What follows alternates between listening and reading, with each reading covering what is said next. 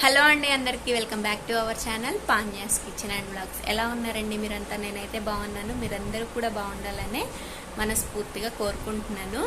ఇవాళ సండే కదా, నిన్న ఈవినింగ్ నుంచి అమ్మ వాళ్ళ ఇంటికి వెళ్ళాము. నెక్స్ట్ డే మార్నింగ్ గుడి దగ్గరికి వెళ్ళటానికి కొంచెం తేలిగ్గా ఉంటుందని అమ్మ వాళ్ళ ఇంట్లో అయితే ఉండి ఇక పెందలాడి వెళ్ళి రావచ్చని అక్కడికి వెళ్ళామన్నమాట. ఇక మార్నింగ్ లేచిన తర్వాత ఇల్లు అవి తుడుచుకొచ్చేసుకొని అమ్మ వాళ్ళ ఊరి నుంచి అయితే గుడి దగ్గరగా ఉంటుంది కదా, దానికోసమే వెళ్ళామన్నమాట. ఇంకా గుడి నుంచి అయితే ఇంటికి వెళ్ళిపోయి ఇంకా లంచ్ అది చేసి ఇప్పుడే విజయవాడకి అయితే వచ్చామన్నమాట. ఇంకా మా పాప అయితే నిద్రపోయింది, అక్కడ అన్నం పెట్టలేదు, బియ్యం అయితే కడిగి పెట్టేశాను.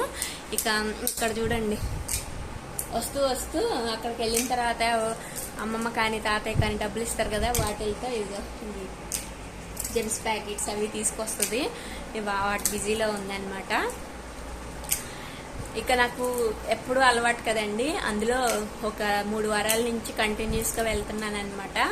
అలా ఇంకా నెక్స్ట్ ఒక 2 వారాలు ఏమో వెళ్ళాలి, వద్దాము కంటిన్యూస్గా అని కొన్ని వారాలు అలా అయితే వెళ్తున్నాం అనమాట. ఎప్పుడన్నా ఒకసారి అయితే నెలకు ఒకసారి అట్లా గుడి దగ్గరికి వెళ్తాను. ఎప్పుడు కంటిన్యూస్గా వెళ్ళాలి అనుకున్నాను, వెళ్తున్నాను. వెళ్ళాల్సి వస్తుందని కాదు, వెళ్ళాలి అనుకుంటే మన ఇష్టము. ఎప్పుడైనా ఇక్కడి నుంచి వెళ్ళేటట్టయితే 2 వారాలు వెళ్ళేవాళ్ళము. ఇప్పుడైతే కంటిన్యూస్గా ఒక 3 వారాల నుంచి అయితే వెళ్తున్నాము. ఇక అమ్మవారి గుళ్ళో పూజ అది ఎలా ఉంటుందో ఏంటో నేనినేషన్ బ్లాగ్లో చూడండి. చాలా మహిమగల అమ్మవారు అనమాట. మాకు అలవాటు కాబట్టి మేము వెళ్తున్నాము. ఇక డే టైంలో అయితే చాలా మంది వస్తారు. అవన్నీ అక్కడ ఎలాంటి పూజలు జరుగుతాయో ఏంటో అని లాస్ట్ వీడియోస్లో కూడా పెట్టాను. అది లాస్ట్ వారం, ఇది ఈ వారం అనమాట. ఇంట్రెస్ట్ ఉన్న వాళ్ళైతే స్కిప్ చేయకుండా చూడండి. చాలా మహిమగల అమ్మవారు అనమాట, గంగమ్మ తల్లి అమ్మవారు. అందులో ఇప్పుడు సమ్మర్ అయిపోయి వర్షాలు పడి చక్కగా పంటలు పండాలి అని గంగమ్మ తల్లికే కదా ఎక్కువగా వారిపోయటం, ఇలా పొంగళ్ళు పెట్టుకోవడం చేస్తారు. అలా అమ్మవారి గుడి అనమాట. వీళ్ళు అక్కడ తీసిన కొన్ని క్లిప్స్ అయితే నేను యాడ్ చేస్తాను, చూడండి. చాలా మహిమగల అమ్మవారు. మాకైతే ఒక సెంటిమెంట్ లాగా అయిపోయిందనమాట. చిన్నప్పటి నుంచి కూడా మా పెద్దవాళ్ళు అలవాటు చేశారు, అట్లాగే మేము కూడా మా పిల్లలకి అలవాటు చేయాలని అక్కడికి కుదిరినప్పుడల్లా వెళ్తున్నాము. ఇప్పుడు అనుకున్నాం కాబట్టి కంటిన్యూస్గా ఒక 3 వారాల నుంచి అయితే వెళ్తున్నాను. ఇది 3వ వారం అనమాట. ఇక మిగతా నెక్స్ట్ 2 వారాల్లో ఏమో వెళ్తే సరిపోతుంది. ఇంకా ఇంట్లో ఒకవేళ ఆ గుడికి వెళ్ళకపోయినా కానీ నేను సండే రోజు ఇంట్లో అమ్మవారికి పూజ అయితే చేసుకుంటానండి. ఇక అమ్మవారి అది వచ్చేసి అమ్మవారి పూజ మందిరం అనమాట. ఇవాళ నిన్న నైట్ అమ్మ వాళ్ళ ఇంట్లో ఉన్నాను కదా, పూజ అది చేయలేదు. ఇంకా ఈవినింగ్ కొంచెం ఇప్పుడే వచ్చాను కదా, పాపకి అన్నం పెట్టేసి ఇంకా ఇల్లు అవి తుడిచేసుకొని దీపారాజన చేసేసుకుంటాను. అక్కడికి వెళ్లే ముందు చేసుకుంటాను. ఇవాళ అయితే ఇంకా గుడికి వెళ్ళిపోయాము, ఇస్తుంది. కొంచెం ఈవినింగ్ అయిపోయిన తర్వాత కొంచెం ఇల్లు ఉడ్చుకొచ్చుకొని కొంచెం మాప్ పెట్టేసేసుకొని అమ్మవారికి దీపారాజన అది చేసేసుకుంటాను అనమాట. బ్లాగ్ అయితే కంటిన్యూ అవుతుంది, చూడండి. చాలా ప్రశాంతంగా అనిపిస్తుంది ఆ గుడికి వెళ్తే. మాకైతే బాగా సెంటిమెంట్, అందుకని వెళ్తాము. 3 వీకెండ్స్ నుంచి మేమైతే అమ్మ వాళ్ళ ఇంటికి వెళ్తున్నాము. ఎందుకు అంటే గంగమ్మ తల్లి గుడికి వెళ్ళాలని. ఇక అమ్మ వాళ్ళ ఊరికైతే దగ్గరగా ఉంటుంది కదా, అక్కడి నుంచి వెళ్ళి వద్దాము అని చెప్పేసి అక్కడికి వెళ్తున్నాము. ఇక సండే రోజు మార్నింగే 6 o'clockకి లెగిస్తే మా పాప ఇంకా లెగవలేదు. ఇక తను లేచే లోపైతే నేను అన్ని పనులు చేసేసుకున్నాము. తలస్నానం కూడా చేద్దామా అని బయటకు వచ్చాను. ఈ లోపు మా అమ్మ నీళ్ళు పెట్టేసింది అనమాట. కట్టెల పొయ్యి మీద తలస్నానానికి వేడి నీళ్ళు పెట్టేసింది. అయితే ముందు రోజు నైట్ వచ్చేసి ఫుల్ వర్షం పడిపోయిందండి, అంతా మట్టే అనమాట. ఇంకా పొయ్యి కూడా కొంచెం తడిచినట్టుగా ఉండి తొందరగా మండలేదన్నమాట. ఈలోపు వెనక్కి తిరిగి చూసేలోపు మా పాప లేగవను బయటికి రాను చేసింది, అంటే నా వెనకే లేచి వచ్చేసింది అనమాట. ఇక తను లేస్తే ఏంటంటే తొందరగా పనులేమి చేసుకొనివ్వదు, మా వెనకే తిరుగుతూ ఉంటుంది. అందులో బురదగా ఉంది కదా, అందుకని చెప్పేసి తను లేచేలోపు చేద్దాం అనుకున్నాను, కానీ తను వెంటనే లేచిపోయిందనమాట. ఇక సరే అని చెప్పేసి అక్కడే నేను చేసే పనుల్లో నువ్వు కూడా చెయ్య అన్నట్టుగా వేరే ఇల్లు ఊడవాలి అని చెప్పేసి ఇంకా నేను ఊడుస్తున్నాను. ఇవి వచ్చేసి ఈ మా నాన్నగారు వ్యవసాయం చేస్తారు కదా, పొలానికి ఏదో సంబంధించిన యూరియా కట్టలు అవి వర్షం పడుతుంది కదా లోపల వేసుకున్నారు. ఇక ఇంతే కదండి, పనులు స్టార్ట్ అయిపోయినాయి కదా. ఇప్పుడు వచ్చేసి వరి సీజన్ కదా, మొక్కజొన్న అయిపోయి వరి పండిస్తారుగా, వాటికి కావాల్సినవేవో పంచలో వేసుకున్నారనమాట. ఇక మా అమ్మాయి అయితే ఇల్లు ఊడుస్తానికి ఇద్దరం పోటీ పడుతున్నాము, నేను ఊడుస్తుంటే నేను ఊడుస్తానని. ఇప్పుడైతే ఏదో కొత్తగా ఉండి చిన్నపిల్లలు చేస్తారు కానీ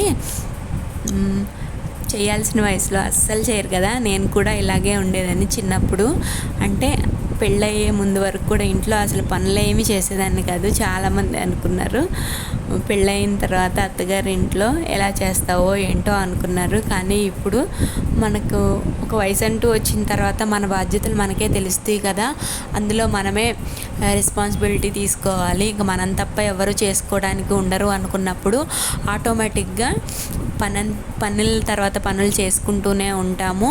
అందులో మనల్ని నమ్ముకొని, అంటే మనం కేర్గా చూసుకుంటామని మన పిల్లలు ఉన్న తర్వాత ఒకదాని తర్వాత పనులు మనకే అలవాటు అయిపోతాయి.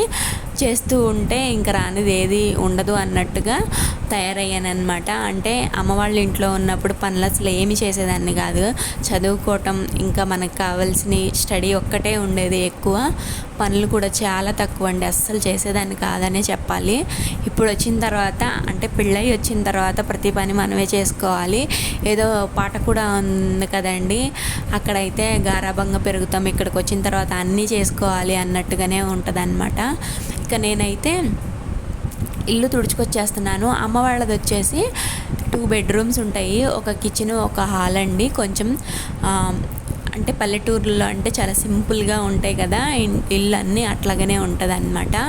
ఇక బయట వచ్చేసి ఈ బండలు అవి ఏం లేవు, కొంచెం మట్టిగా ఉంటుంది. వర్షం వచ్చినప్పుడు ఇంకా మట్టి ఉంటుందని ఇంకా మాప్ పెట్టేశాను అనమాట. ఇక సండే రోజు అంటే నేను సాటర్డే ఈవినింగ్ వెళ్ళాను కాబట్టి ఇక నేనైతే ఫ్రెష్ అయిపోయి అమ్మవారి గుడికి అయితే వచ్చేసామన్నమాట. ఇదైతే అమ్మవారి గుడి దగ్గర ఇక్కడ చూపిస్తున్నాను కదండి, అక్కడ వచ్చేసి కట్టెల పొయ్యిల మీద పొంగళ్ళు పెట్టుకునే వాళ్ళు ఉంటారు. గుడి వెనక కళ్యాణ మండపం కూడా ఉందండి, అక్కడ వచ్చేసి మామూలుగా స్టవ్స్ మీద పొంగళ్ళు పెట్టుకునే వాళ్ళు అంటారు. పొంగళ్ళు అంటే పరవాణము అలా అన్నమాట. మొక్కుకున్న వాళ్ళైతే ఇలా చేసుకుంటారు. మామూలుగా సండేస్ గుడికి వెళ్ళి వచ్చే వాళ్ళైతే ఇలా కొబ్బరికాయలు, పూలు, గాజులు, పసుపు, కుంకుమ, కడ్డీలు, కర్పూరము ఇవి తీసుకుంటారనమాట. ఇలా అమ్మకి ఏదన్నా మొక్కుకున్నప్పుడు ఆ తల్లి చల్లగా చూసి అది నెరవేర్చినప్పుడు ఇలాంటివి వేటపోతులను కానీ, పొంగళ్ళు కానీ, ఇంకా తెలిసిన వాళ్ళకి భోజనాలు పెట్టుకోవడం కానీ ఇలాంటివి చేస్తారనమాట.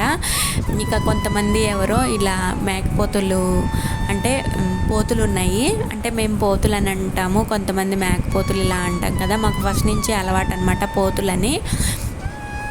ఇక వేరే వాళ్ళు ఎవరివో ఉన్నాయి, మా పాప అయితే వాటిని చూస్తూ ఆడుతూ ఉంది, అందుకని ఆ క్లిప్ తీసాను అనమాట. ఇంకా నేనైతే కొబ్బరికాయలు కడిగేసుకొని నిమ్మకాయలు కూడా కడుక్కున్నాను. ఇంకా గుడి చుట్టూ ప్రదక్షిణాలు అయితే చేసేసి లోపలికి వెళ్తానండి. అయితే లైన్ చాలా ఉంది, ఇక మా పాపను పట్టుకొని అంతసేపు లైన్లో నుంచోవడం కష్టము అని చెప్పేసి మా హస్బెండ్ని, మా పాపని మీరు దండం పెట్టుకొని బొట్టు పెట్టుకొని బయటకు వెళ్ళి కూర్చోండి అని చెప్పేసి ఇక నేను లైన్లో నుంచున్నాను అనమాట. చిన్నపిల్లలు ఉన్న వాళ్ళైతే తొందరగా వెళ్ళి పూజ చేసుకోవడానికి ఉంటుందండి. నేను ఒక్కదాన్నే వెళ్ళినప్పుడైతే అలా చేసేస్తాను. ఇవాళ ఎందుకో కొంచెం లైన్ ఎక్కువగానే ఉంది, పక్కకు వెళ్ళిపోతే బాగుండదు అని చెప్పేసి క్యూలో నుంచున్నాను అనమాట. మేము వెళ్ళేసరికి 9 అయిందండి, అప్పటికే క్యూ లైన్ ఉందన్నమాట. మీరు ఊహించుకోవచ్చు. మామూలుగా అయితే 9కే అంత క్యూ ఉందంటే ఇక 10, 11, 12 ఆ టైంకి ఇంకా క్యూ ఉంటుంది. ఈవినింగ్ 5 o'clock నుంచి అట్లా కొంచెం ఖాళీగా ఉంటుంది అనమాట. నేను అంటే అమ్మ వాళ్ళ ఇంట్లో ఉన్నప్పుడు పెళ్ళి కాక ముందైతే ఈవినింగ్ టైమే ఈ గుడికి వెళ్ళేవాళ్ళము. కొంచెం ఖాళీగా ఉంటుంది, తొందరగా పూజ చేసుకోవచ్చు, ప్రశాంతంగా ఉంటుందని వెళ్ళేమా అనమాట. ఇప్పుడు నేను పెళ్ళయ్యి విజయవాడ వచ్చిన తర్వాత అయితే డే టైం వెళ్ళాల్సి వస్తుంది. ఇక రష్గా ఉన్నా కానీ తప్పదు కదా. ఇక గుడి నుంచి అయితే వచ్చాను, విజయవాడకు వచ్చేసాము. 2:30కో ఏమో ఇంటికి వచ్చేసామండి. ఇంకా మా పాప అయితే మా అమ్మ వాళ్ళ ఇంట్లో అన్నం తినలేదనమాట, నిద్రపోయింది. ఇక నేను వచ్చిన తర్వాత అయితే బియ్యం కడిగి పెట్టేశాను. ఇక తను లేచేలోపు అన్నం ఉడికేసింది. లంచ్ తనకి తినిపించేసి నేను ఇంకా ఇల్లు ఊడ్చేసి ఇక్కడ కొంచెం మాప్ పెట్టేసుకొని ఈవినింగ్ పూజ చేసుకోవాలన్నమాట. నేను విజయవాడలో ఉన్నాను అనుకోండి, సండే రోజు మార్నింగ్ చేస్తాను. ఒకవేళ అమ్మ వాళ్ళ ఇంటికి వెళ్ళి గుడికి వెళ్ళినట్టయితే ఈవినింగ్ చేస్తాను. మార్నింగ్ చేసినా ఈవినింగ్ చేసినా కానీ డేలో వచ్చేసి ఏదో ఒక పూట ఇంట్లో దీపారాధన చేయాలన్నమాట. అలా అయితే మనశ్శాంతిగా అనిపిస్తుంది. ఇక మార్నింగ్ టైం లేను కాబట్టి ఇంకా ఈవినింగ్ వచ్చిన తర్వాత గంగమ్మ తల్లికి అయితే ఇట్లా దీపారాధన చేసుకున్నాను అనమాట. ఇట్లా ఇది వచ్చేసి 3rd వారము. ఇంకా 2 వారాల్లో ఏమో వెళ్ళాలి అనుకున్నాను, అందుకని వెళ్తున్నాను. ఇంకా కొన్ని వారాలు అయితే ఈ సండే రోజు గంగమ్మ తల్లి పూజ, ఇంకా గంగమ్మ తల్లి గుడికి వెళ్ళి వచ్చే వీడియోసే ఉంటాయి. కొత్త వాళ్ళు అయితే మన ఛానల్ని సబ్స్క్రైబ్ చేసుకోండి. ఈ వీడియో కనుక మీకు నచ్చినట్టయితే లైక్ చేయండి. ఇంకా పాత వీడియోస్ కూడా ఒకసారి చూడండి. నచ్చితే కనుక లైక్ చేసి ఛానల్ని సపోర్ట్ చేయండి. ఇక ఇంటికి దగ్గర అయితే పూజ చేసుకున్నాను. అమ్మవారి బయట విగ్రహం ఉంటుంది, లోపల విగ్రహం అది చూపించకూడదు, అందుకని నేను లోపల క్లిప్పింగ్స్ అవి ఏమి యాడ్ చేయను అనమాట. ఎప్పుడు బయట విగ్రహం అదే యాడ్ చేస్తాను. ఇక ఇంటి దగ్గర పూజ చేసుకున్న తర్వాత ధూపం కూడా వేస్తానండి. సాంబ్రాణి అంటే చాలా ఇష్టము అమ్మవారికి. ఇక ఇంట్లో పూజ చేసుకున్న తర్వాత ఇలా ధూప్ స్టిక్ ఉంటాయి కదా, సాంబ్రాణి వేస్తామన్నమాట. అందులో మనకి సాంబ్రాణి వేస్తే నెగిటివ్ ఎనర్జీ అనేది ఉండకుండా పాజిటివ్ వైబ్స్ క్రియేట్ అవుతాయి అని చెప్తారు కదా. ఇక అలా ఇల్లంతా ధూపం వేస్తానన్నమాట సండే రోజు పూజ చేసుకున్న తర్వాత. మీరు పూజ చేసినప్పుడు ఇలా ధూపం వేశారనుకోండి, ఇల్లంతా డివైన్ ఫీలింగ్లోకి వెళ్ళిపోతుంది కదా. నాకైతే అలాగే అనిపిస్తుంది అనమాట.